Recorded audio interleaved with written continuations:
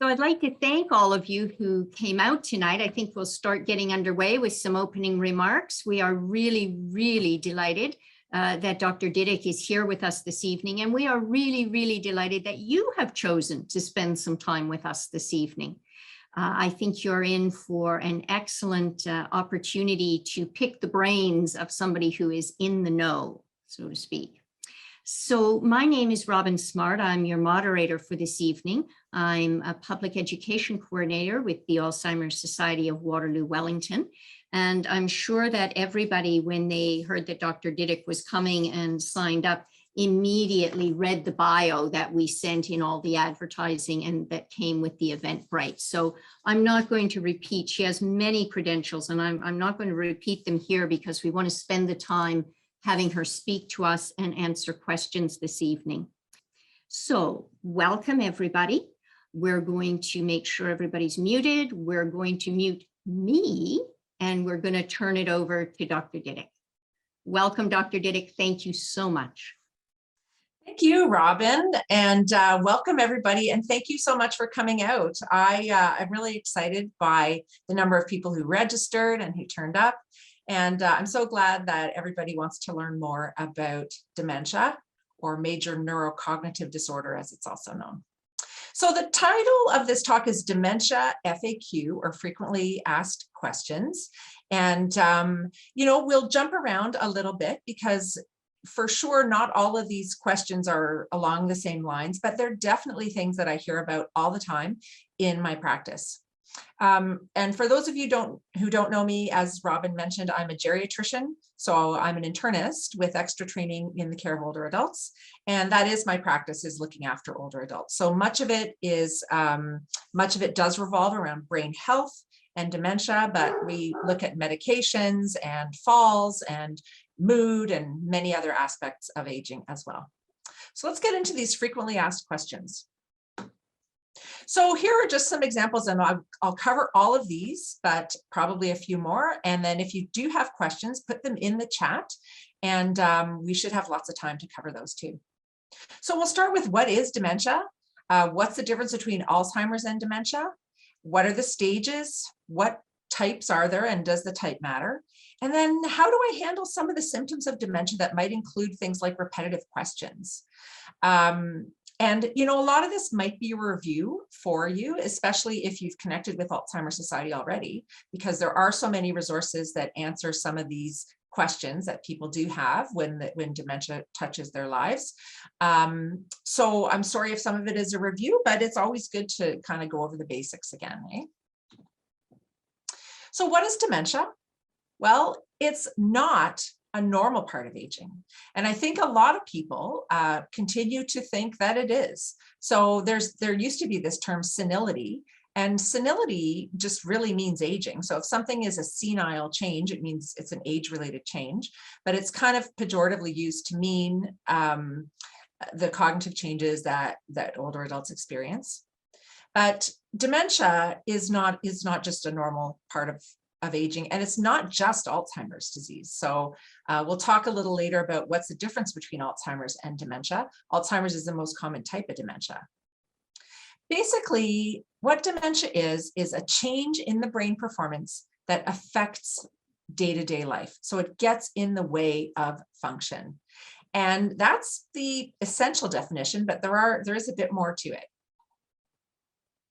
And you might have heard of the DSM-5, or Diagnostic and Statistic Manual, and that's kind of a compendium of all the different psychiatric and neurological diagnoses that there are.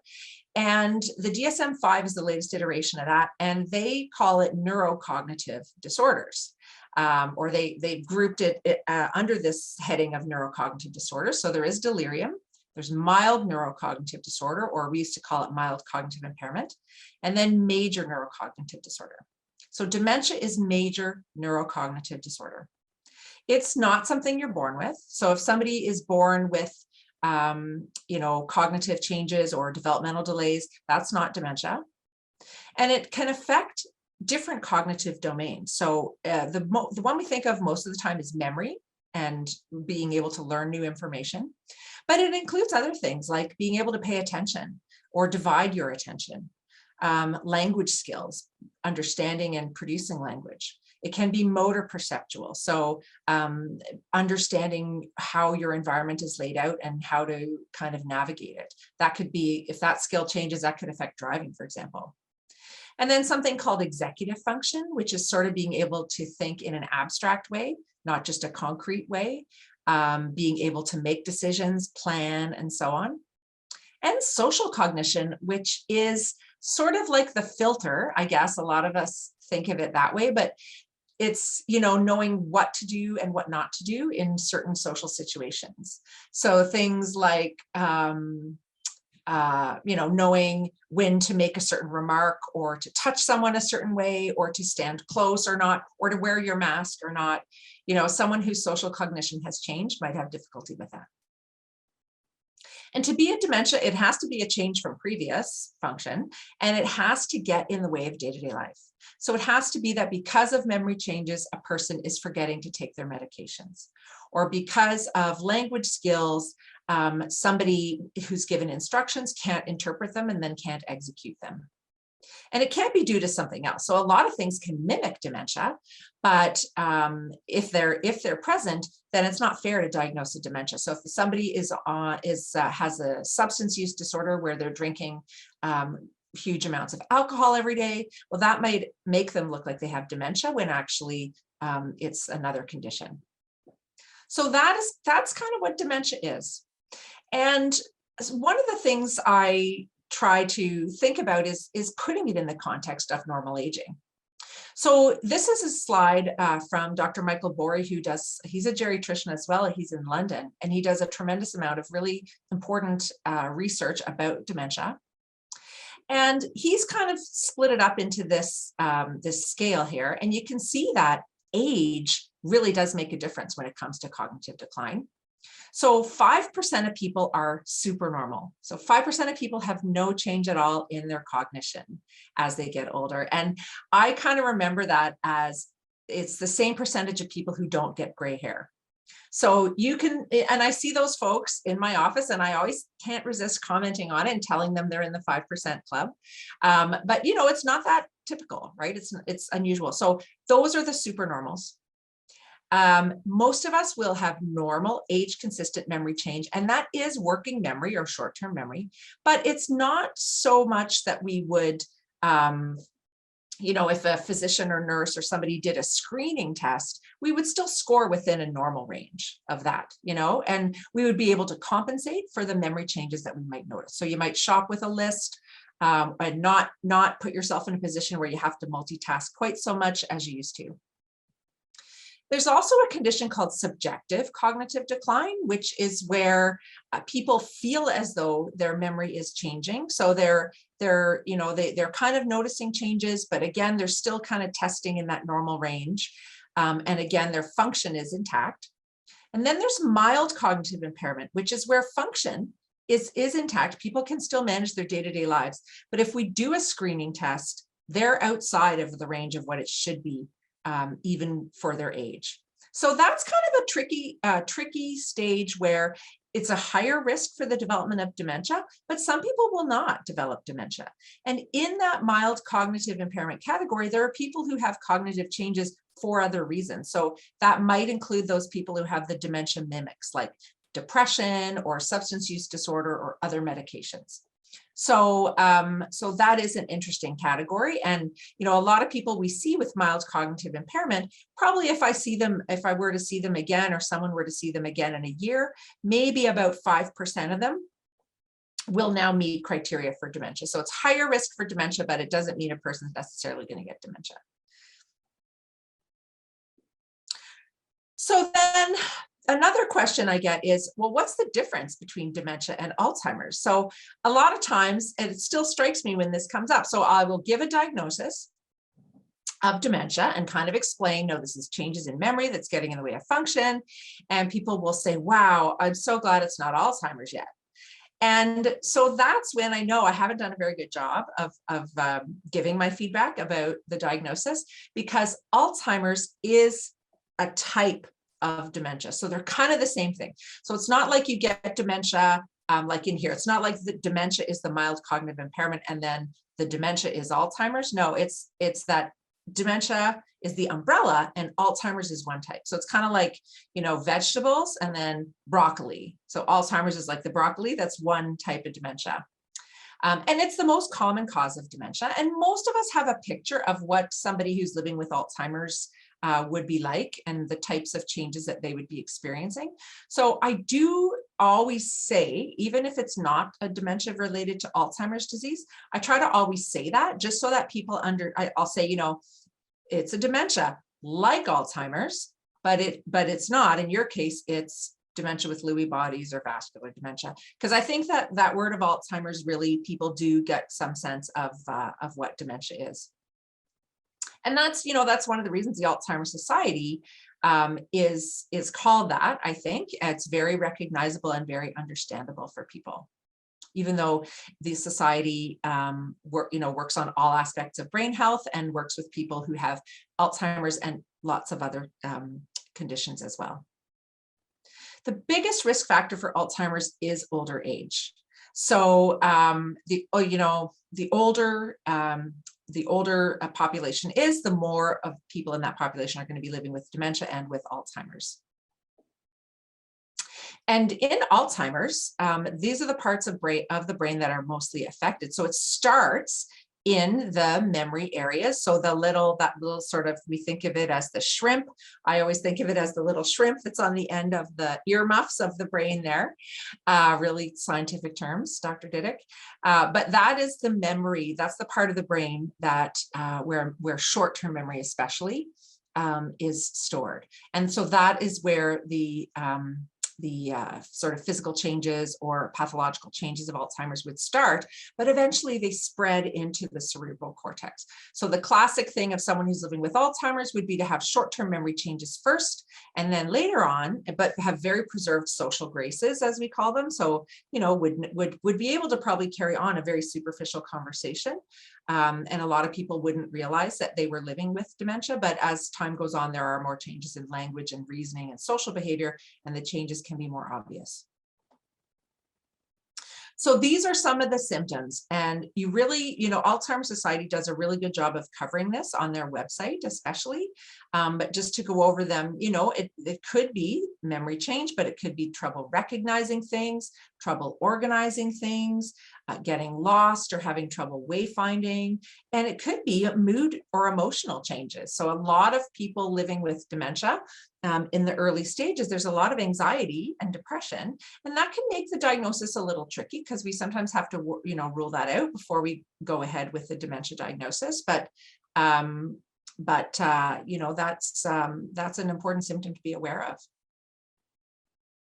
So I mentioned that Alzheimer's is one type, but people often really want to know, when I diagnose a dementia, they really want to know what type it is. And so does the type of dementia really matter? Well, sometimes. And you know, that might be an unsatisfying answer, but you know what? Sometimes it's hard to tell. And really the only way with a lot of the types of dementia to really know 100% would be to have, you know, be able to take a little piece of the brain and look at it under a microscope, which we don't do on a regular basis. So we just kind of have to go on the picture that we see, the symptoms that we see, and the timing and so on. And a part of me kind of says, you know what? It's either one type of neurodegenerative cognitive impairment or another. You know, so what does it matter if it's vascular or if it's mixed or that? You know, it's all kind of dementia. It's going to have some common symptoms and some common treatments. But that's not always true. So there are some types of dementia where the dementia medications, the cholinesterase inhibitors like donepezil and that, they don't really work. So the evidence is that they wouldn't help. And so we wouldn't want to try them if we thought someone, for example, had frontotemporal dementia or who had a vascular dementia that wasn't mixed with Alzheimer's disease, because, you know, cholinesterase inhibitors can have side effects that could even be harmful. So things like nausea and loss of appetite and diarrhea and weight loss. If we put someone on that medication and they don't need to be on it, then it could expose them to harm. So if we're really sure that it's a frontotemporal dementia or a vascular dementia, then it is important to know the type. And I guess, and similarly, if we think it's a vascular dementia, we probably want to be extra vigilant about looking at the person's health and trying to prevent another stroke. Now that's true for anyone who's living with dementia or anyone who's had a stroke as well. But, in vascular dementia, that's probably where we would put our emphasis. If we are able to communicate about the type of dementia too, it might help people to understand the course and the prognosis. So if someone has dementia with Lewy bodies, we might be able to say, well, dementia with Lewy bodies can fluctuate. So there might be a time when the person living with that type of dementia might suddenly seem to become so much worse and, might almost look like they have a delirium. So that might be helpful for care partners and families to have the heads up about that. And, vascular dementia, similarly, things can be quite stable. If there's no new strokes and if it is pure vascular, then, you might expect some stability for a while. So the type of dementia really can matter at times. And it's almost always important to family members and care partners and people living with dementia themselves, what type it is. And, I get that. So this is just a little slide kind of showing how much of all the types of dementia are these different causes.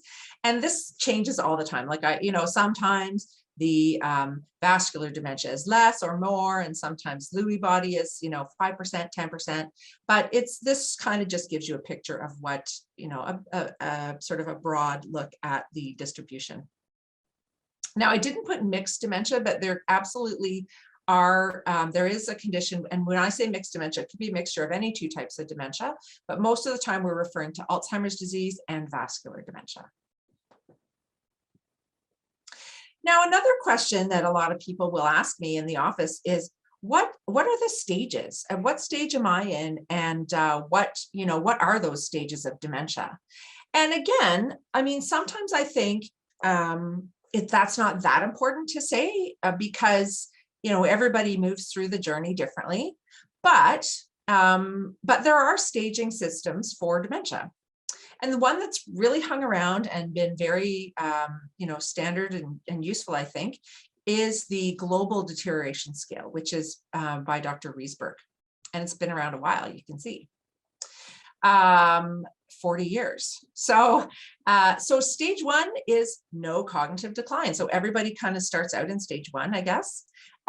Stage 2 is very mild. Stage 3 is mild. So stage 3 or 4 is where you really would see that there is a dementia. So in stage 3, that might be the people who are in that MCI or mild cognitive impairment, or even that subjective cognitive impairment change. So there are some changes, but it's not really affecting function. And then once we get into stage 4, there's definitely a dementia. It's absolutely affecting function, and people need help with at least one aspect of their day-to-day life.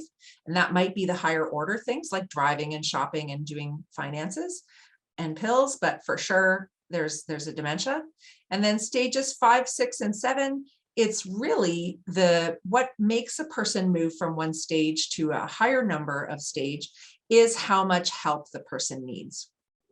So people in stage 7 are often people who are living in a long-term care home or have quite a bit of help where they're living, and they probably need help with things like eating, feeding themselves and things like that. So that's stage 7. So, and then stage 6 is usually people who are in stage 6 are could qualify for long-term care, and that would be a pretty good fit.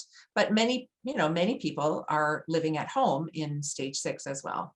So those are the stages. And this is just another little slide that kind of shows how, what those stages look like. So yeah, stage 1, there's really nothing happening. Stage 2 is very mild. Stage 3 is that MCI stage. Stage 4 is there's definitely kind of a dementia. This is where the person might be in denial. And so they might come into the office and say, well, how do you know I have this? And give me some examples. And, that can be a challenging conversation. And then stage 5 is, for sure, people need help with some pretty basic things. They might forget some really important details. So they might, they will for sure need help. And then stage 6 and 7 is, yeah, people might be living in a long-term care home, or that might just be a really good fit for them and needing a lot of help. And this is just another way of looking at it at the cognitive screening. And we might touch on this later when we talk about diagnosis, but in 1 and 2, the screening is normal. So I do see people in my office like that. Some of them I'm not seeing them for cognitive reasons, or sometimes, people think they're in that subjective category where they feel like their memory is changing, but it's really not. And this is another way of looking at those stages. So the Reisberg stage is good, but sometimes it's easier. Sometimes if I don't want to get too hung up on numbers, I'll talk about it just being mild, moderate, severe, and then advanced. And that kind of makes sense to me. And then I guess another thing is if you look up the global deterioration scale, they do say like people spend 2 years at this stage and 3 years at this stage. And I try not to say that because it is so variable. And probably in the last 40 years, that has changed by and large. I think people are being diagnosed earlier, and perhaps medication is helping people, and maybe better stroke prevention care is helping people. So I don't, it's hard to predict how long a particular stage will last. But you can see that as the dementia stage progresses, there's more help needed with day-to-day life, and it's likely that there's more responsive behavior. So I should change the slide to say responsive behaviors instead of BPSD. Responsive behaviors is a term that we use more often. So do you really need to know the stage? Well, again, I would say sometimes, not always. I don't offer the stage unless people ask, really. So, I always try to point out the areas of strength that are present, but knowing the stage, it might make people want to have healthy habits. If they're at an early stage and they think, okay, well, I'm at stage 2 and I don't want to move to stage 3, so I'm going to start eating broccoli. And broccoli won't prevent dementia. Don't quote me on that, but they might decide to eat more vegetables, eat a healthier diet, for example. It can provide clarity for planning ahead, and it can also be kind of a shorthand for people in the system and for providers. So we always want to look at people as people, but if we understand where they are on their journey, that can be helpful in in kind of improving efficiency in the system. Now, here's a question that comes up a lot, and it's a very common reason for people to be referred to my office as a geriatrician. And you might not have even heard this term, but so people don't always come in and say, what are responsive behaviors? But they might come in and say, why is this happening? Why am I seeing these changes in my family member who's living with dementia?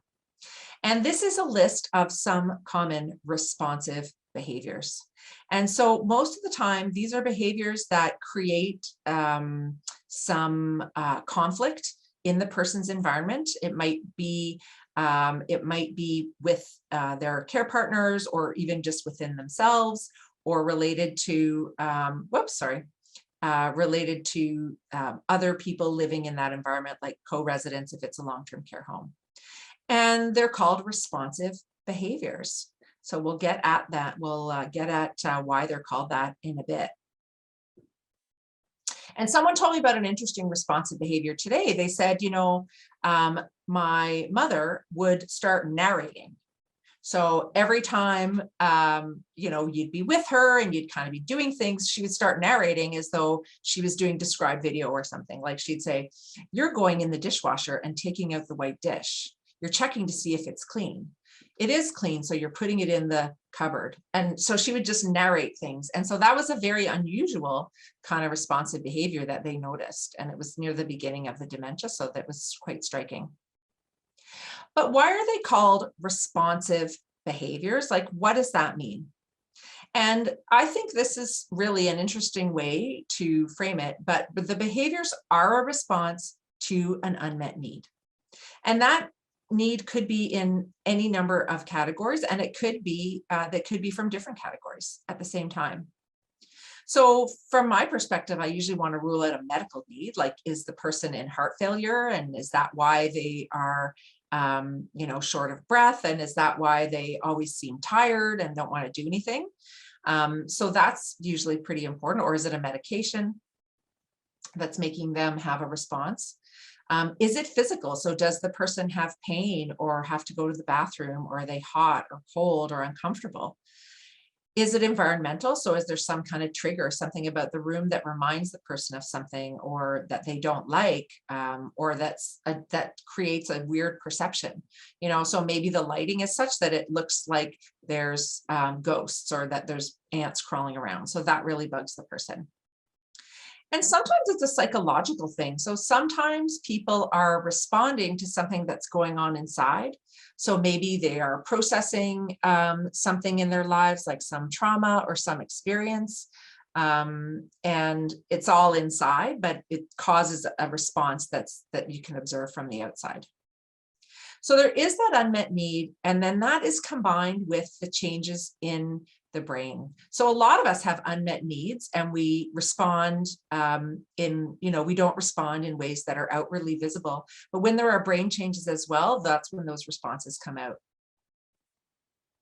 And it's good to understand that, because finding what that unmet need is and trying to correct it or respond to it usually works. And often medication doesn't work. Sometimes it does for some responses, but a lot of the times it doesn't. And so that puts the onus on us, that it's not that the person, I read this quote on the Alzheimer Society website, it's not that the person who's living with dementia is a problem, it's that they have a problem, and it's up to us to help solve it. Usually the person with dementia is doing their best, and they have an unmet need, and their response is the way it is because of the dementia. But we're more likely to be able to change our behavior to make that response less frequent than the person who's living with dementia to change theirs. So here's an example of a response maybe, and it's repetitive questioning. So what do you do if someone is asking the same thing or saying the same thing over and over again? Well, every case is different, and not every approach is going to work. Now, you might know, or you might have been involved with the community responsive behavior team. So that's a team of therapists that are extremely helpful. I couldn't do my job without them.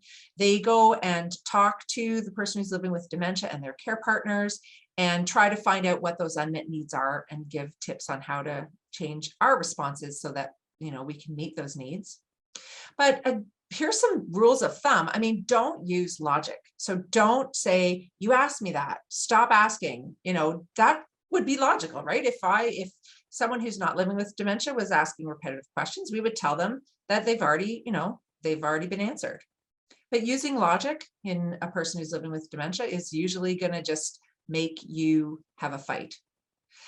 And you can also do nothing. So if it's not problematic, like if it doesn't bother you to answer that question, if it's just kind of like, a background hum, or maybe it's this question you like answering over and over, then don't do anything. If whose problem is it is a good question to ask when there's supposedly a responsive behavior.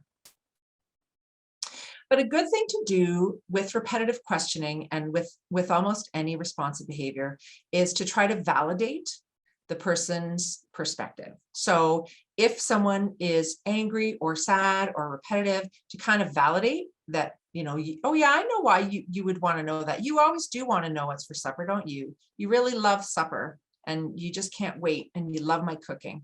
And so validating their perspective and connecting on an emotional level. So again, it's not that we're trying to get at logic and answer their question so they're happy. We're going to connect with them emotionally. So are they asking this question because they're anxious about something? And could we find another way to reassure them and make them feel comfortable? Connect on that emotional level and respond to the emotion rather than the actual question. And then other things can be really helpful. So distraction, if you know what is going to get the person's attention, that's good. Music is often a good distraction for someone. And then reminiscing. So, if somebody keeps wanting to go home, talking about the home, or talking about the neighborhood, or talking about something from that era, or, something that would make the person feel happy and calm, can often kind of reset the conversation. So those are some basic tips, but they won't all work. And you probably have come up with some that work better, or they work in your particular situation. Now, I told you that sometimes people come into the office and they say, how do you know I have dementia? Or other, people will come in kind of for a second opinion, or someone's told them they have dementia, but they don't know, they don't agree with that, or the family doesn't agree with it. And so how is dementia diagnosed? Well, it's tricky because it's almost always what we call a clinical diagnosis, which means, I mentioned earlier that we would, if we really wanted to know, we would take out a little brain slice and look at it under a microscope, but we don't do that for obvious reasons. And so we have to come at it. That's why our assessments take 90 minutes at minimum, right? Because we have to be careful in terms of taking a history of what the changes are, whether they're changes or longstanding patterns, and what impact they're having on the person's life. And we usually review the person's function. So that's that, what impact is it having? What is it having on life? And then we do cognitive screening. And so that's things like the MOCA. I don't think I have a slide of that in this talk here, but you've probably seen it where you have to name the animals and draw a clock and remember 5 words. And there's a bunch of different tests that are similar to that. And they're not to diagnose. So it's not like if you get a certain score, that's your diagnosis. And that, a lot of people want to know, well, what's my score? Was that a dementia score? It's just to screen to see if your cognitive performance is within normal limits or if it's outside of those normal limits. It's a screening tool. So it's a part of the diagnosis, but we can't just get that piece of paper and say, oh, the MOCA is 12, for sure it's a dementia. Not necessarily, that's not what it was designed for. Same thing, being a clinical diagnosis, the lab test that we do, there isn't an Alzheimer's blood test. So most of the times when we do lab tests, it's to rule out other things. So we want to make sure, is this person confused because of thyroid dysfunction, or because their calcium is elevated, or because their sodium is really low, or they have an infection. So the lab test won't confirm that it's Alzheimer's, but it'll rule out other things. And same thing with a CT scan. So there are some changes. So I showed you those parts of the brain, the hippocampus and that, and later on the cortex, that we can see some gross changes sometimes on a CT or an MRI, but a lot of times not.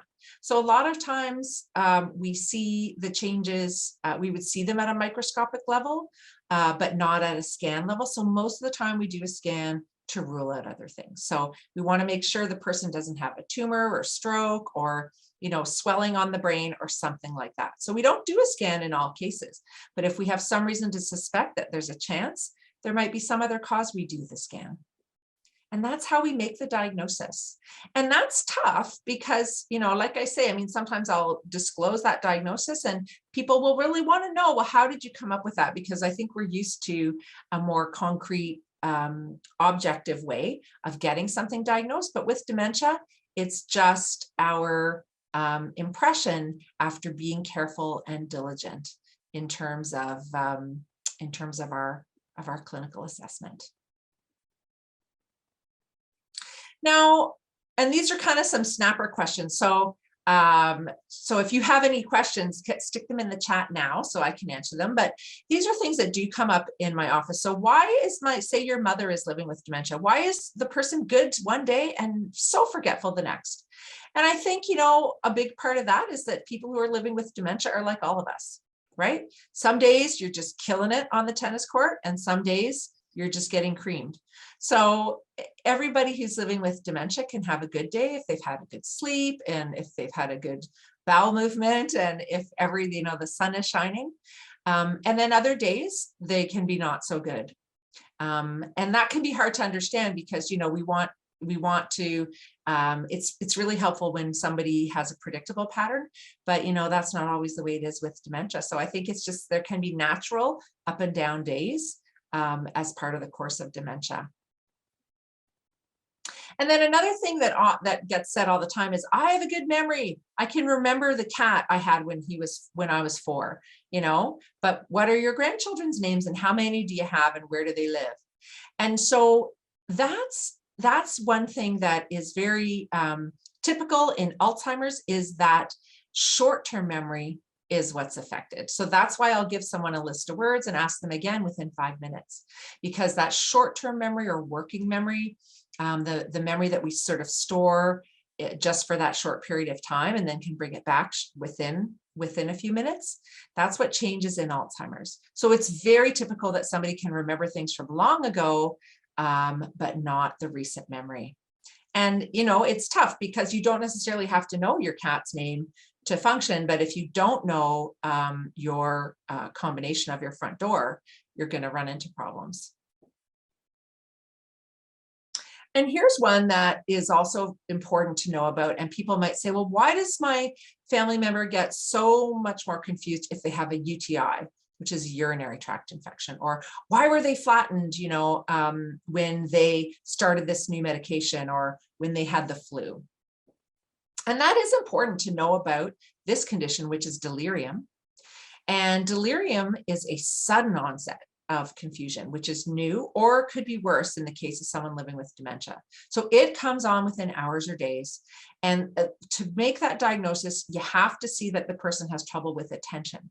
So they either have to not pay attention or they have to be really easily distracted. They could be drowsy, or they could be at the other end of the alertness scale and just be hyper alert and like really vigilant and kind of freaked out and not sleeping. And along with it, they could have other symptoms that we see in dementia, and they often have delusions and hallucinations, and they're often similar. So it's like, you know, delirium's common in hospitals. So it's quite common. You'll hear, well, there was a party going on and those nurses were having a party, and, you know, or I was in a train station, or I was the people seeing bugs and ants and things like that. So those are part of it. And there's also fluctuation, which is really frustrating. So people can see delirium, you know, they can be acting very unusual and drowsy, and then a few hours later they're totally like themselves. You think, oh, that's better, you know, that was creepy, and then an hour later they could be delirious again. So that is they could be having those symptoms of delirium. So that is delirium, and it's good to know about it because people who are living with dementia are at higher risk of delirium. And it's also more likely to happen in older adults who are in hospital. Quite a high risk, about 30% of people, depending on where they are, and it's higher the sicker the person is. And it's always due to some medical cause, but it could be a simple medical cause. So it's not always that the person's had a stroke or heart attack, or, you know, it could be something as simple as constipation or some type of pain that's new. It's often related to medications or heart failure or infection. So, so that is important to know about. And that's all the slides that I had prepared. So I want to leave you with my social media handle and my photo of me with a different hairdo, but it's still me. If you have any other questions like this, you can hit me up on one of these platforms, my website, my Twitter, and all that jazz. I will try to answer your question. Or you can put a question in the chat just now and I can try to address it. But please don't be shy. And I think Robin's going to put a link to my talk as well in the description for this video when it gets published. And I want to thank you for your attention. Of course, you were all muted, so that was awesome. I had no, you know, you definitely seemed like you were attending whether you were or not, but it was a great experience for me. So I will stay unmuted, but I'll let Robin get moderating. You, Nicole, thank you very much. And let me tell you that I can tell from the questions coming in that people were definitely tuned in.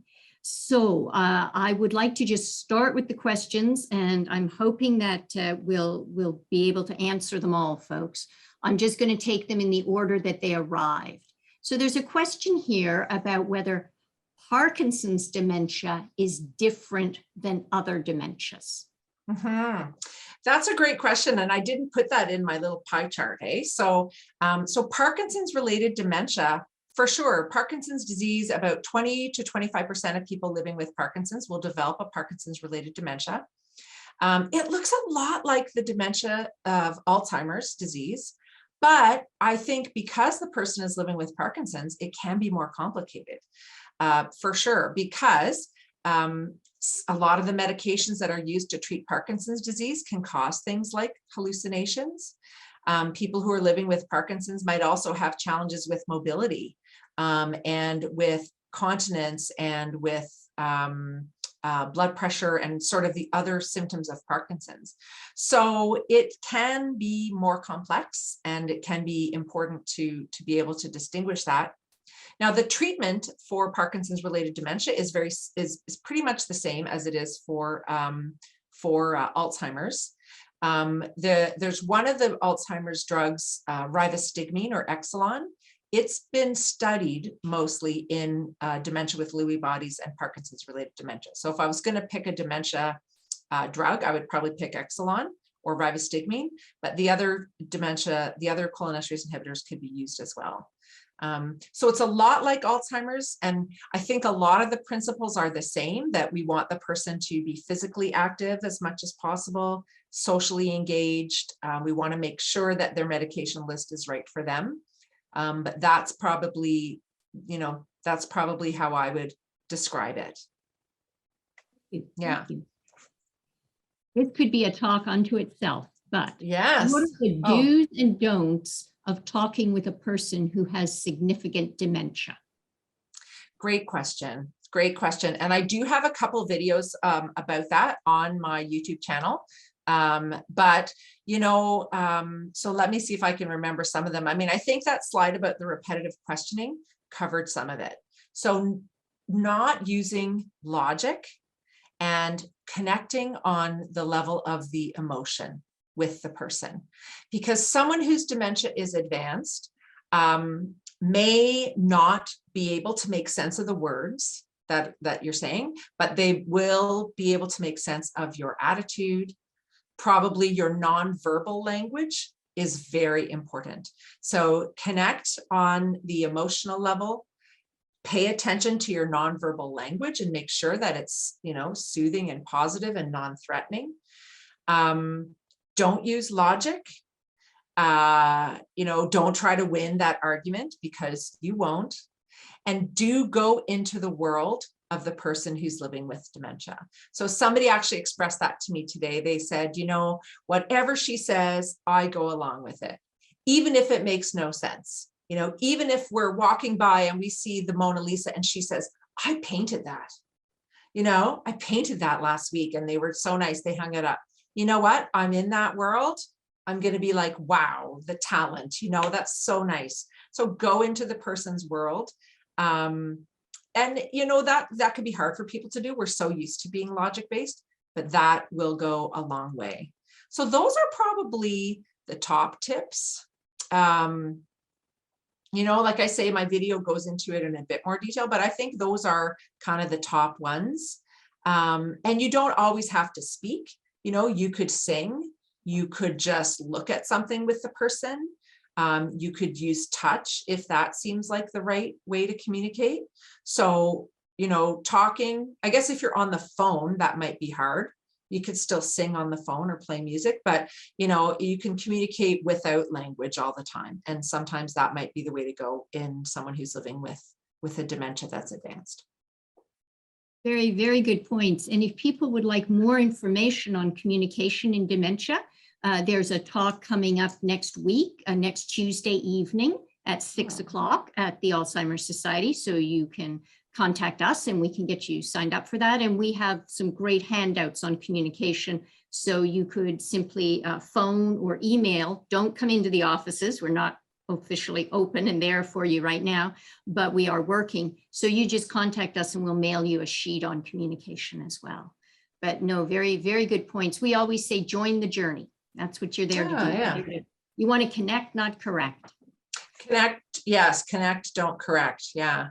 That's a great one. Dr. Didyk, I know you addressed this a little bit and I had seen it come in the chat and then you had a slide that almost word for word addresses it. Can dementia fluctuate even from day to day? Some days are very sharp and other days are real struggles. I wondered if you could also talk a tiny bit about fluctuations within a day. as well as Mhm. day-to-day. Yeah, that's a great point, Robin. So, fluctuations or sort of changes for sure is a phenomenon that we see within a day. And you've probably heard the term sundowning, which we don't, I think we're trying to get away from that because not everybody has a clear understanding of that. But it is a phenomenon where oftentimes kind of around that happy hour, when the sun starts to go down and it starts to get darker and somebody's tired and the household is a little bit more busy, that can be a time of day where someone who's living with dementia may have more responses. So that's when you might see more responsive behaviors. That's when you see the person being less sure of themselves, and that can lead to anxiety and other kinds of responses like that. So that's, that is a phenomenon that a lot of people have observed. And for some people, it's the opposite, right? Some people, nighttime might be when they're really chill, and then maybe the morning is like a busy, disruptive time. But for sure, and again, like that's kind of getting at that responsive behavior, right? The person's responding to something. So dissecting that a little bit more and noticing that pattern is probably really, really helpful, and trying to do things to respond. So say maybe have more lights on at that time of day, or make sure that that's a time of day when you're going to be out having a coffee or shopping or doing something different, so the person isn't kind of going to be bored and going into their head and getting into places that are disturbing. But yeah, that absolutely can happen and can be something that you have to troubleshoot a little bit. So yeah, Robin, do you know, is sundowning a term we still use, or are we trying to avoid it? It's a pretty common term. It's okay. hard to eliminate something that's in the lexicon. And so when we do a talk, we actually call it sundowning, because Okay. otherwise people wouldn't come, right? So Great. Okay, thank you. yeah, we do have talks on sundowning. So definitely, you want to be in touch with the Alzheimer's Society, because we're there for any type of dementia, any type at Right. all. Thank you for mentioning that earlier. And we do have an excellent talk on sundowning. Okay, good. Yeah. Now we're going to talk meds for just a moment. Is cholinesterase the same as Aricept? Yes, yeah, good question. So those are, when I say dementia drugs or Alzheimer drugs, that's that whole big family. So they're cholinesterase inhibitors. So they block that cholinesterase. Acetylcholine, the chemical, doesn't get broken down and it hangs around in the brain a bit longer. And for some people living with dementia, that, helps the person to be a little bit more like themselves, a little bit more confident. So yeah, also Aricept or donepezil is one of them. There's rivastigmine or Exelon, and there's galantamine or Remenil. And then there's also memantine, which is in a different family. But yeah, those are kind of the dementia drugs. And, if you're not on them, that's okay. They're not miracle drugs. They're not for every type of dementia. If you want to know more about it, you could talk to the society or your pharmacist or your doctor. But we do use them, but they're definitely not a panacea. Yes, I wish we had the silver bullet. Unfortunately, the meds they aren't. Yeah. Now, this question, can we go over the association of strokes and dementia? Is there a general causal relationship? Yes, that's a good question. So there is, and there's different ways of sort of looking at that. So one is, yes, if you have a stroke, that affects cognition and affects function. So say you have a stroke in that temporal lobe, or say you have a stroke in your language center, and because of the way your language is, it affects your function. So that, that meets criteria for dementia, and that's a vascular dementia. So stroke can directly cause dementia. And then, when I mentioned that mixed dementia, so that's something that was really exciting when that was kind of found out, was that someone who's living with Alzheimer's, if you have a certain amount of Alzheimer's change in your brain, but then you have strokes on top of that, then you're going to look much more, your dementia symptoms are going to be much more severe, or, they're going to be more severe. So that was, if you've ever heard of the nun study, that was where they looked at the brains of nuns, and they found that those who had, for the same amount of Alzheimer's burden, we would call it, I guess, in the brain, the same number of plaques and tangles. If there was a stroke as well, the person would have looked much more, would have had much more difficulty with their dementia. So yes, so stroke can either be the sole cause of the dementia, or it can be, it can worsen things like Alzheimer's and other types of dementia.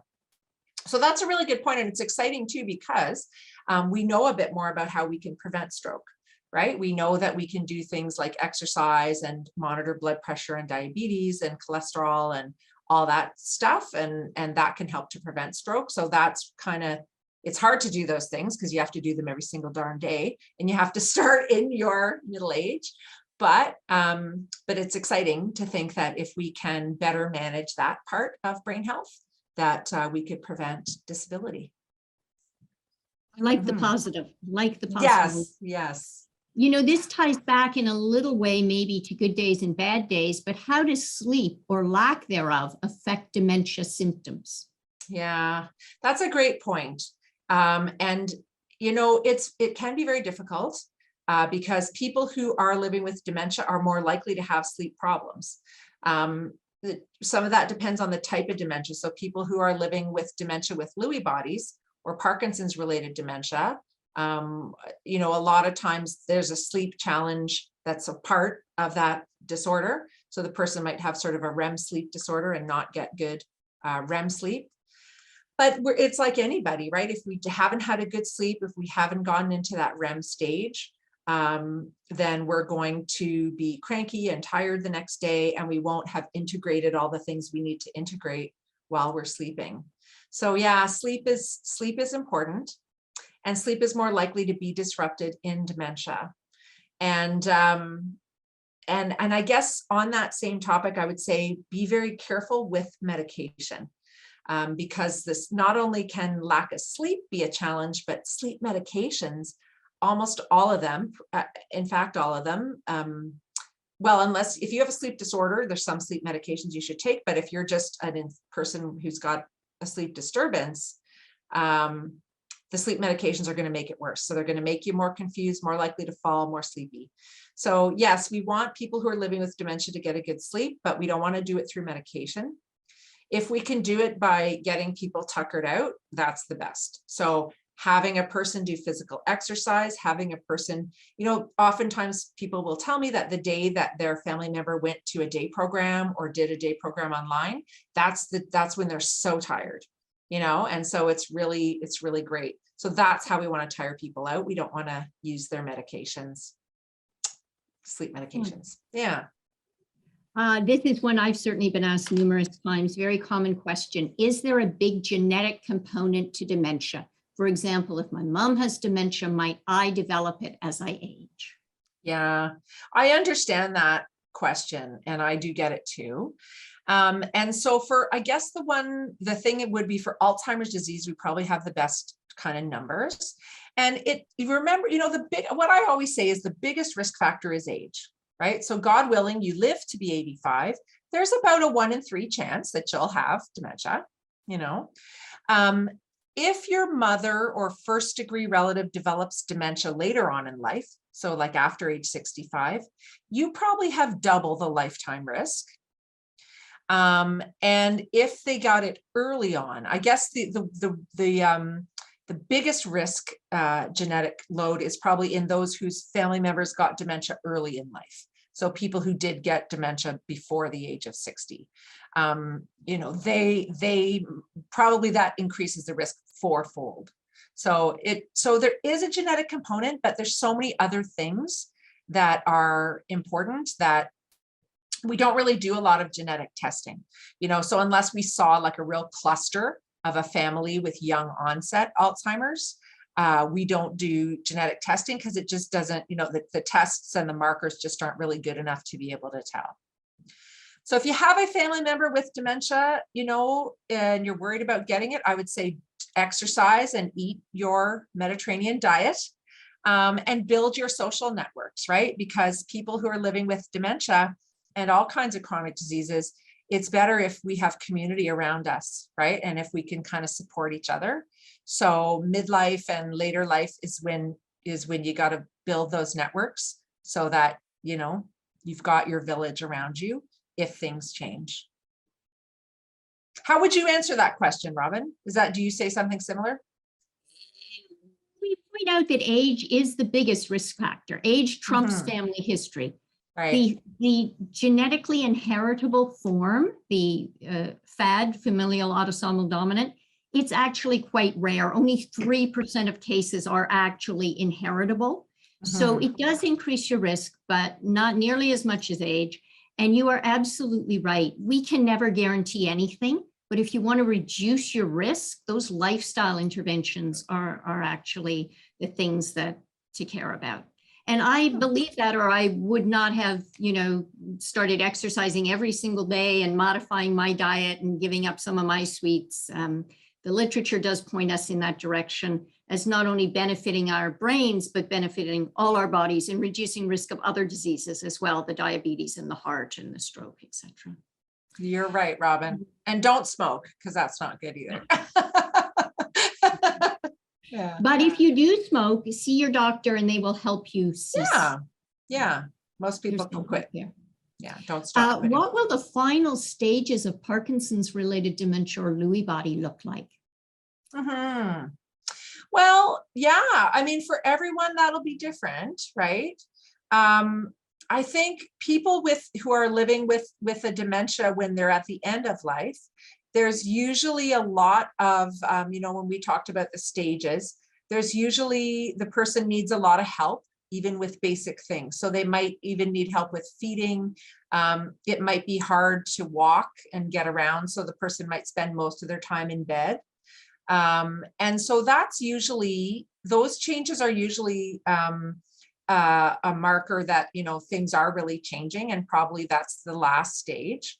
And of course, when people are having challenges with eating and with moving, there's often infection that can set in, or other kinds of challenges. So most people, most people who die of dementia die with, or of some kind of infection or something like that. They don't just die of, the dementia just doesn't get so severe that someone passes away. There's usually sort of this illness that is superimposed. So, but not everybody will have that experience, for sure. Like, some people will have a different experience. Some people will pass away from something else before they get to that sort of that stage. So it's, when a person gets a diagnosis, there's no way to say, well, that this is how it's going to end. So yeah, I think that's probably the phrase, when you've met one person with dementia, you've met one person with dementia. It's very individualized, very different.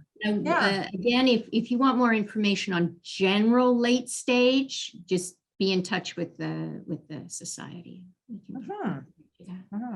It's interesting. The next question kind of ties into what we were just talking about. Can dementia cause difficulty with walking and balance? Certainly it does in the late stages for many people. I'm wondering if you can talk a little bit earlier.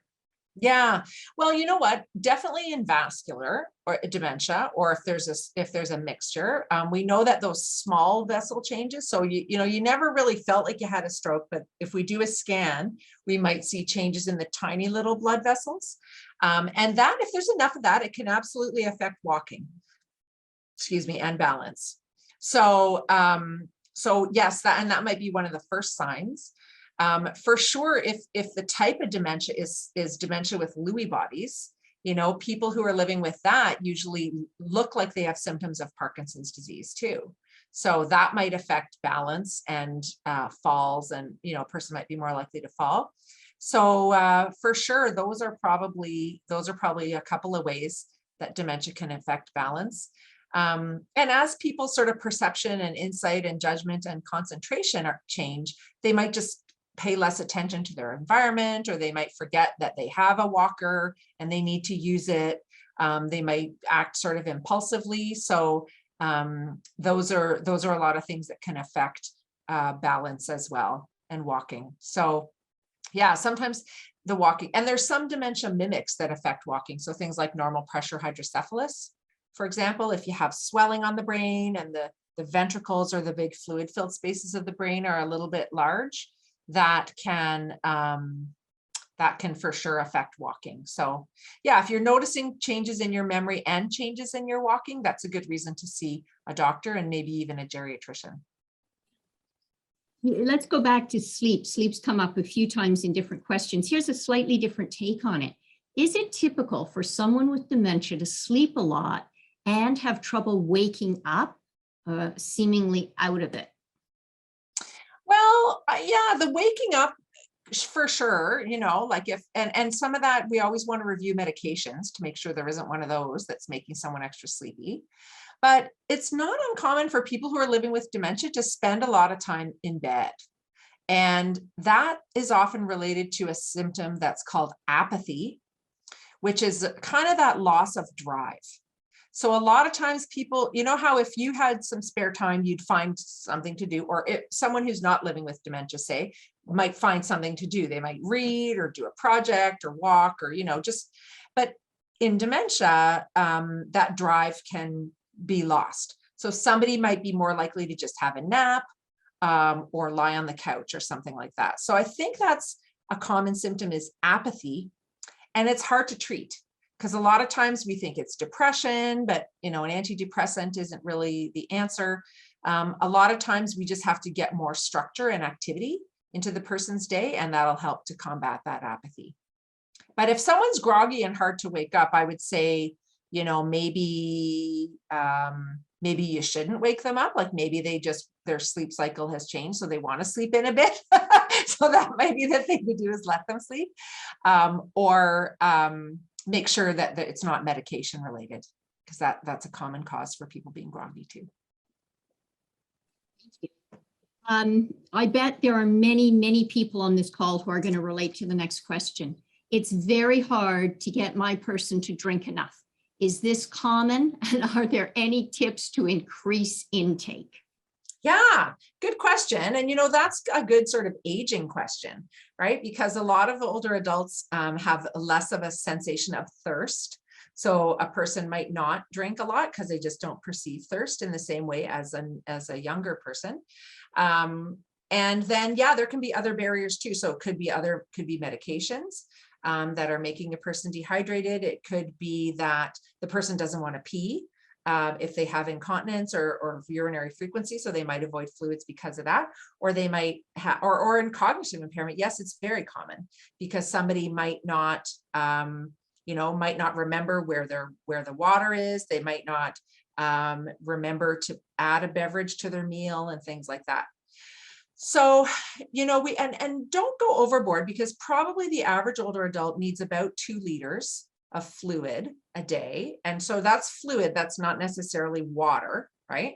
So you can get fluid from other sources. You can get fluid from watermelon, like you can get fluid from food, from soup, tea, like other liquids, that all counts.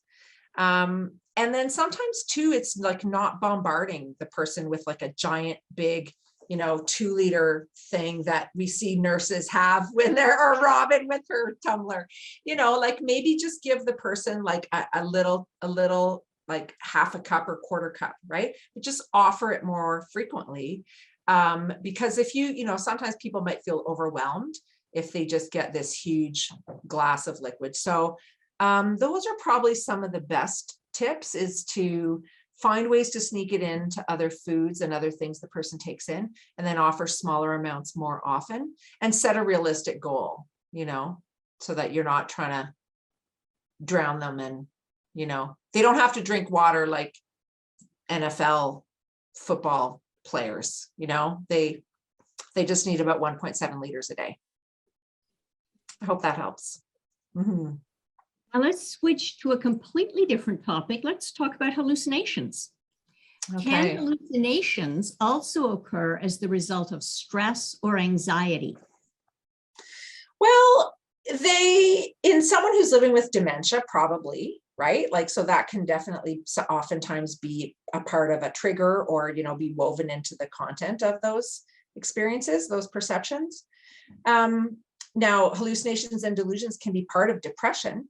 So a lot of people have anxiety and depression coinciding, and a lot of times that is those symptoms are compounded when there's a stress experience, and hallucinations and delusions can be part of that too. And then part of delirium as well, right? But to just be so anxious that you have delusions or hallucinations, I think that's probably more, we might see that more in someone who does have another mental health diagnosis, like maybe like we would say a psychotic depression or something like that. It's not that typical. Yeah. We usually see it as coming from the organic change within the brain that's driving it in the chemical change. Yeah, you're right, Robin.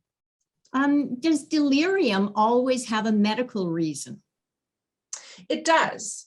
But remember, in geriatrics, we have a broad definition of medical, right? So it could be that you've moved into a retirement home from your apartment, right? So that's a transition. Is it medical? I mean, it's environmental, I guess, but that could be enough to inspire a delirium. And a medical cause could be, like I say, constipation, or, something that seems to be very trivial, but because of brain changes, it can be enough to really get the person into a delirium. So yeah, we always have to look for that cause. And sometimes it's something where you think, well, that's simple. Why would that bring on this delirium? But in the sensitive brain, it doesn't take much sometimes. Point, the littlest thing can overwhelm a brain that's already struggling. It really can. Yeah. This is a question that I'm willing to bet you've heard before. A diet-related question. Yeah. Is it pseudoscience that removing sugar from the diet will improve brain function? Yes. No, you know what? I have not really looked into that question in depth in the scientific literature, but yeah, I mean, I think we have to be careful about looking for that one magical thing, right? Like blueberries. If we eat enough, we'll be smarter. If we get rid of sugar. I think that the thing with sugar is that it does promote sort of that quick high and then that crash. And so within that sort of crash, you are going to feel tired and sluggish, and that'll probably affect your cognitive performance in the short term. So, I mean, yes, it's not complete bunk. I think that's where you have to be careful, right? So the same thing is if you're reading about Prevagen or something, right? They'll say, oh, it's improved, people improve their memory. But if you really read the fine print, you'll find that they, gave them a list of words, and then they gave them Prevagen, and then they were able to remember more words. Well, who cares? Like, maybe that's great, but maybe it didn't mean anything in the person's day-to-day life, right? So it's not worth the cost of the Prevagen. So yeah, avoid sugar for a multitude of reasons, but don't expect to get smarter.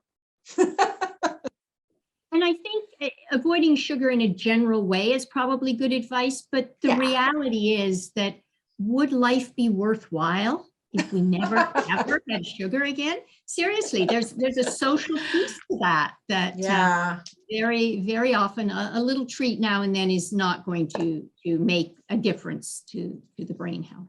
Thank you, Robin. Yeah, it's just being moderate, and you can't treat yourself every day, and probably try to make choices where there's sugar that you don't need, so like the peanut butter that maybe doesn't have sugar, or the trying to find ways to cut out, and then so that you can really love up some sugar at Christmas Learn time. to be the person that brings fruit to the party instead of yeah, you won't be popular, but you'll.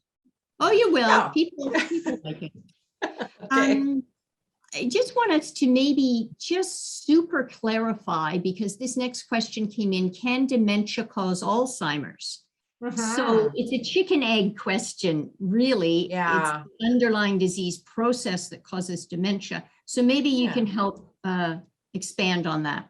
Yeah, that's really good. And so, so dementia is that umbrella term, right? Dementia is the whole syndrome where the person has more trouble with their thinking and cognitive function than previously, and then is normal, and it gets in the way of day-to-day life. And Alzheimer's is a disease that causes dementia. So it's the most common cause, but actually when we say Alzheimer's, what we're really referring to is that the person, has plaques and tangles and kind of biochemical and structural changes in the brain. And that causes the symptoms of dementia. So if you have dementia, it may be because the Alzheimer's disease is causing your dementia. But if you have dementia, it could be due to some other cause. So I hope I made that clear. But yeah, if you have Alzheimer's disease, it causes dementia, but you can have Parkinson's disease related dementia. You can have dementia with Lewy bodies, lots of different types. So if someone tells you you have dementia and you want to know if you have Alzheimer's, you can ask them, okay, well, what type of dementia do I have? Alzheimer's type or some other type? Always the disease comes first. It's the driving force to cause the dementia, for sure. Yes. Yeah. Yeah. Back to delirium. We were talking about delirium. Do you recommend any strategies with regard to delirium? My mom has drowsy days. Any tips for handling this? Well, I mean, if it's a drowsy day, it might just be, that the person is tired out for, like I say, for some other reason. They might not have had a good sleep or something like that. But that's a good point that you raise. And the best evidence that we have about preventing a delirium is from hospitals. So when older adults go into hospital, if we get them up moving as quickly as possible, if we look at medications and try to avoid sedatives or strong pain relievers and that as much as we can, if we try to make sure the person's hydrated, if we try to get rid of what we call tethers, so IV poles and catheters and things like that, if we do all of that, we can reduce the incidence of delirium by at least a third. So that's really good. So, you could apply those principles to a person who's living at home as well. So just trying to keep the person in a routine, keep the person hydrated, keep them sort of socially engaged, make sure they have, markers around them to like familiar things, orienting things like what day is it, what are we doing today? Those kinds of strategies could probably go towards preventing that delirium. You mentioned vascular dementia in your talk, and this question relates to that because it was mentioned in relationship to stroke, but what are the other causes?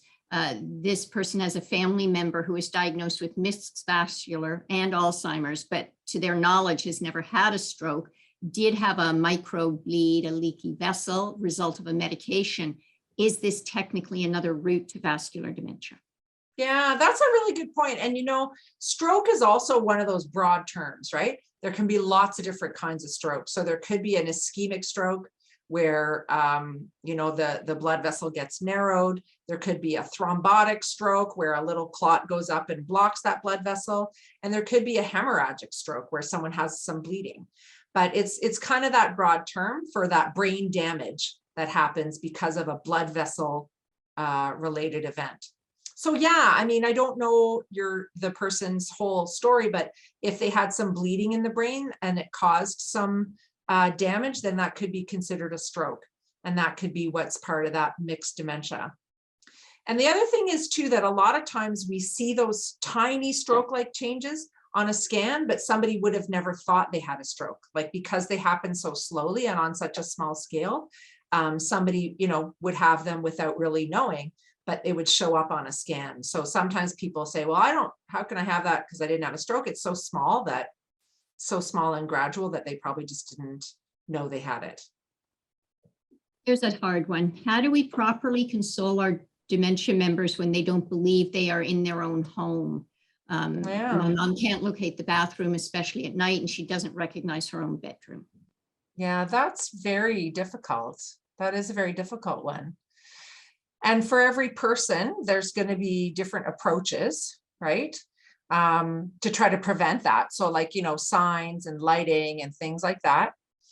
But I think in the moment when someone is distressed because of a dementia symptom, and again, it's different for every person, but probably a good approach is that validating again and connecting to the emotion and just validating that, yeah, that is really kind of disconcerting. I can understand you being upset about that, but let's talk about, your house. Like, let's talk about what did you like about it and what was the layout, and maybe go into some happier memories and thoughts about it, rather than stay in, you're not in your house and this is your house, and don't use that logic and reality reorientation, but try to validate, and then try to go to a place, try to figure out what is she working on there. Like, is there a trauma, or is there something unresolved? Is there some way that you can kind of bring some comfort? And it's probably not just going to be saying this is your house and her eventually getting it. It's probably going to be connecting to the emotion, and then trying to bring about a pleasant association with that emotion and that experience. I don't know. Well, and it's hard, eh? It's different for everyone, but that's what I would say. What would you say, Robin? It's a tough one.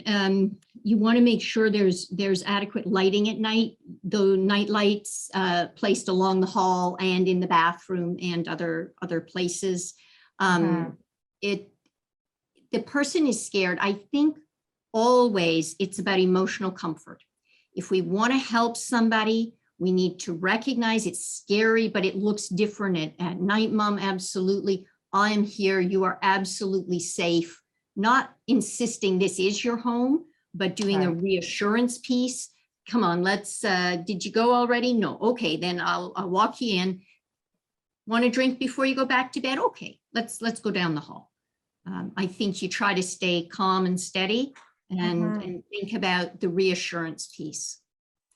We actually have a question about a supplement here. How does product GPC liquid affect memory loss? I looked it up online because I'd never heard of it before. We certainly don't speak to products at the Alzheimer's Society. It is theoretically a supplement that may increase brain levels of acetylcholine, a neurotransmitter. Well, does it have ginkgo in it? Not that I could see, but I just did a quick scan on my phone. I've got one eye on my phone and one eye on the questions. Wow, you're like a chameleon. But it's hard. I would say, and I haven't looked into it either, but ginkgo biloba is one natural supplement that can have some impact on cognition. The challenge is that with natural products, it's often, and even with prescriptions, to be honest, it's hard to get that quality control. So to know that what it says on the label is what you're actually getting in the package. So that can, you may not be getting the dose that you think you're getting. It's pretty individual to each person, isn't it, Nicole? Like they really work with their own doctor, whether that's appropriate or not for the person. Yeah. In general, like I say, most of the time when I try to look into these compounds, it's usually that they've been tested in some kind of laboratory test. And and most of the dementia medications that are prescription have been tested in terms of like, does it help the function? Does it help the person, to just be better? So, most of the time it's probably not worth it. And it does cost money, and that's money you could put towards a day program or, something else that might have more benefit. So I'm kind of down on supplements, if you can't tell. What about phones? We're not down on phones because so many of us, that's the only way we have to communicate with folks these days. So this question is, are there specific suggestions for phone conversations if you can't be with the person, be there in person? Yeah. And I think that is probably some of the principles there are those communication ones, right? So don't try to test the person. Don't try to, necessarily have a logic-based thing. Like, don't, if it's Christmas and you say, how's your Christmas? And they say, oh, Christmas, don't try to reorient, I think, and keep it very superficial, or, keep it on a level that it's going to be positive. And if there's that repetition, kind of be prepared for that. So you might have to tolerate some of that or try to distract out of that. But yeah, I would say keep it positive and keep it in the person's wheelhouse, right? Things they can talk about. And, things that maybe that remote memory, like, can you give me your recipe for butter tarts? I've lost it. What did you used to put in? And go into something that maybe, is that remote memory. The other That's what I thing would you say. can do is smile. Smile. I Oh, yeah. know you're going to think I'm nuts. It goes down the wires. You're It right, puts it Robin. in your voice, because people only have your tone of voice to work with. They don't have your non-visual, your body Right, language. nonverbal. because, Yeah. unless you're doing a FaceTime sort of call. The other thing to think about is you want to keep them engaged in conversation. Try not to send them to look for something. They might not come back to the phone. So that seriously, just something you should think about. That's Now a we good have point. 18 more questions, so I got to move us along Oh here. my gosh, do we have to answer all of them, Robin? It's going to get fast. Are Okay, I'll people do who snappers. experienced a traumatic brain injury at a greater risk for dementia? Yes. Yeah, head injury does increase the risk throughout the lifespan, unfortunately. Yeah, So wear a helmet. yeah. People are interested in getting in touch with you in your office. My understanding is you want people to only touch base through social media. Is that correct? Yes, yeah. If you think you need to see me in my office, then please, if you haven't seen me before, call my family call your family doctor, don't call mine. Yeah, and our office, it's unfortunately with COVID, we've had some challenges with our location. So if you go through your primary care provider, they will be able to figure out how to get us. Well, my screen has just gone black, completely black. Oh dear. Maybe. Fortunately, I looked ahead at a couple of questions. Great. There were a lot of thank yous that came in, and Oh, I want to I express appreciate those that. to you.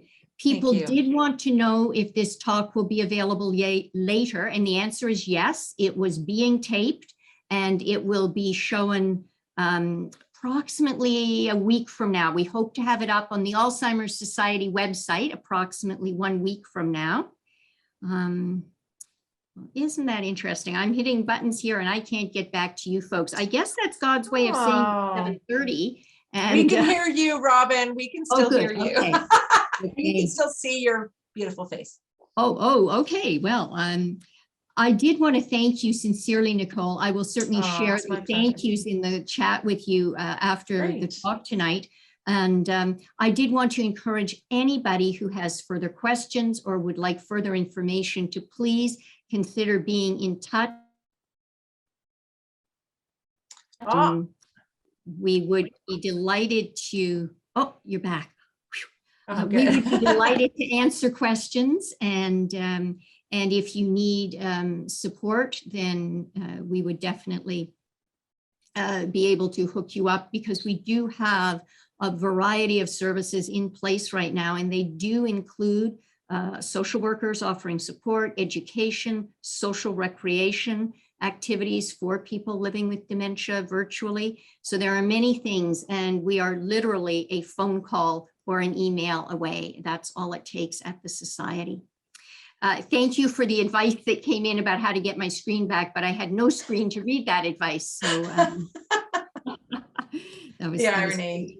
Yeah, the irony of it. So thank you so much, Nicole. It's my pleasure. We appreciate your time and energy. And I am happy to give it. Yeah. Thanks everybody for showing up. That's great that there's so much interest, eh? And now they're just flying in. Now more and more coming in. And I think they're all really saying thank you very much. So good night, everybody. Thank you. We encourage you, stay safe, stay strong, and stay be in well, touch. everyone. Okay, bye. Bye.